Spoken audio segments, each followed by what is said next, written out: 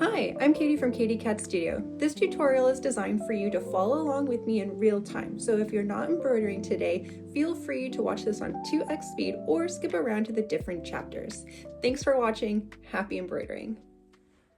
You only need a few basic tools for this beginner hand embroidery project. First, you'll need a hand embroidery hoop, thread scissors, a needle threader for easy threading, an embroidery needle, a skein of embroidery floss, and 1 to 2 pieces of neutral colored fabric. Next, we're going to install your fabric onto your embroidery hoop. You'll first need to unscrew the adjuster screw at the top. You should be able to unscrew it with your hands. For these square hoops, the screw must be completely removed, but you may also be able to keep the screw inserted into the holder depending on the type of hoop you have. Next, place the bottom fabric on the inner hoop and then the top fabric directly on top of the bottom fabric. I prefer to use 2 pieces of fabric because it gives a more structure to your project and produces a better end product, but you only need 1 piece of fabric. Next, place the outer hoop over the fabric and the inner hoop, sandwiching the fabric between the 2 hoops. Pull the fabric taut while tightening the adjuster screw. Slowly move around the hoop, pushing the outer hoop down with the heels of your hand while pulling the fabric taut with your thumb and forefinger. Repeat this process until the fabric is very tight between the hoop and the adjuster screw is tightened as much as possible. You may need a small screwdriver to finish.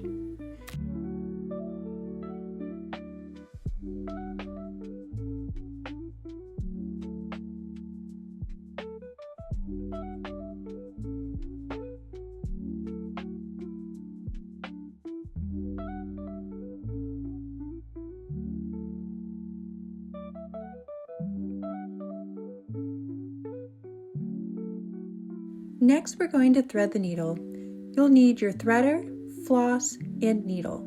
If you're using embroidery floss, it comes as a loosely twisted 6 strands of thread. For many projects, you only need 1, 2, or 3 strands. For this project, we're going to be using 2 strands of thread.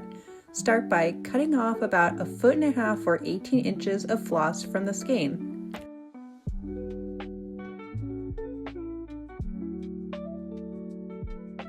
Then separate the individual threads. This can be a bit difficult until you've gotten the hang of it, as thread likes to get all knotted, but be patient and pull either 2 pieces of thread away from the other 4 at one time or remove each thread individually.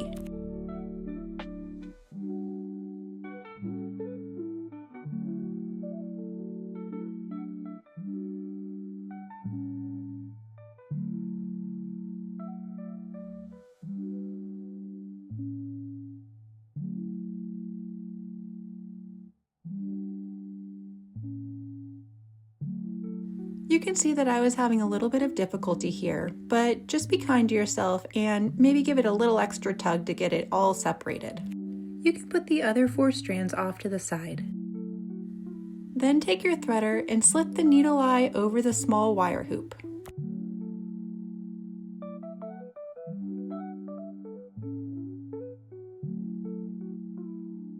Then thread the 2 strands of floss through the threader hoop.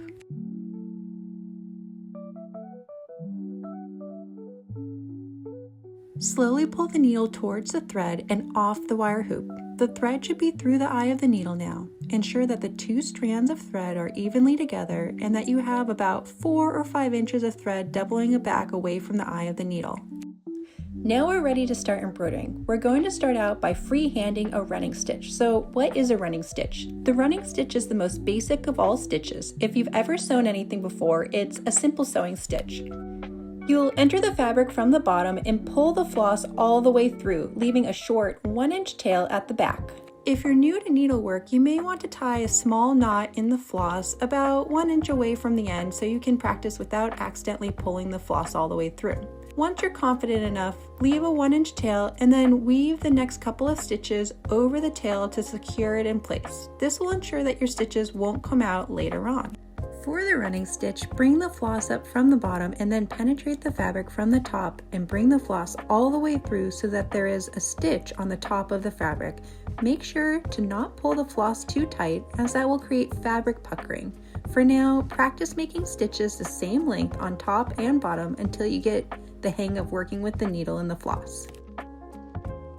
You should check the bottom frequently to make sure there aren't any knots in the floss and that the stitches look the same on the bottom as they do on the top. Continue practicing the running stitch until you get to the end.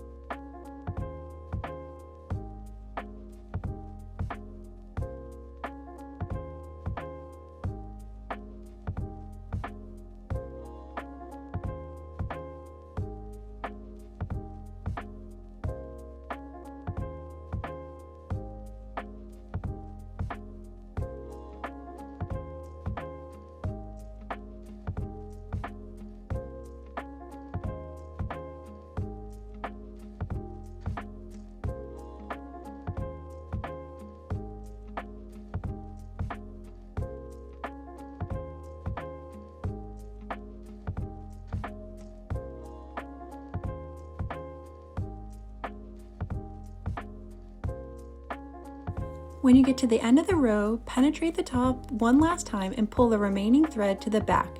To secure your stitches, you'll want to slide the needle under the last couple of stitches and pull the floss through. Then cut the remaining floss off.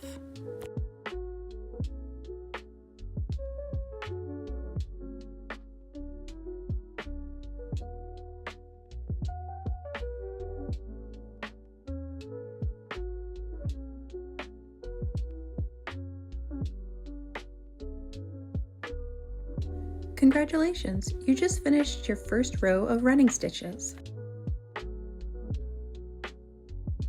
Now, if you're anything like me, you've probably noticed that it's pretty difficult to freehand a straight line. That's why many embroiderers use templates and guides to help achieve the results they want.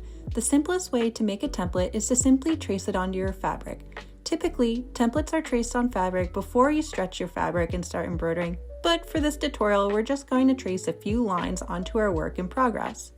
I've got two different brands of water-soluble ink pens. The ink from these pens will disappear with water and over time. This one has blue ink and is a fine point mark be gone. It's my all-around favorite pick. I've also got an air and water-soluble ink pen that has purple ink. Now, use a ruler and any straight edge to mark a couple of straight lines on your fabric. In this series, we're learning 6 different stitches, so I suggest making at least 6 lines.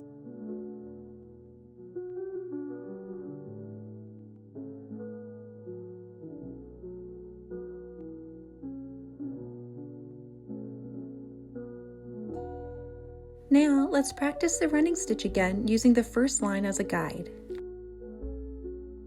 Use Using guides to achieve more accurate and precise stitching is by no means cheating, but really the best way to achieve the aesthetic results you desire.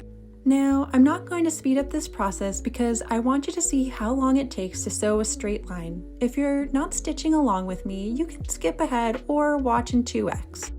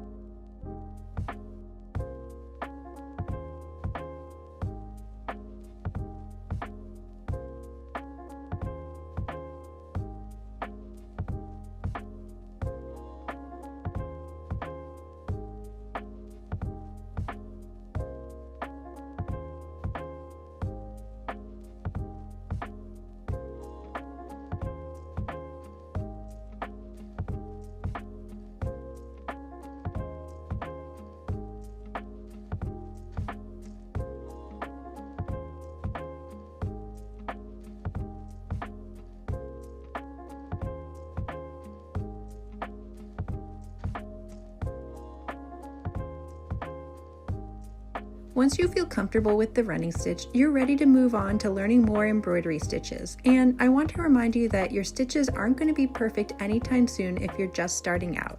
It takes a lot of practice and patience to make evenly spaced stitches, so keep practicing and be kind to yourself for learning something new today.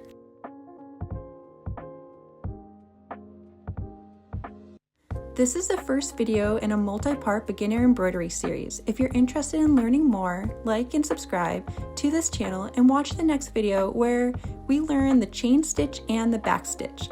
Thanks so much for watching, and remember, done is better than perfect.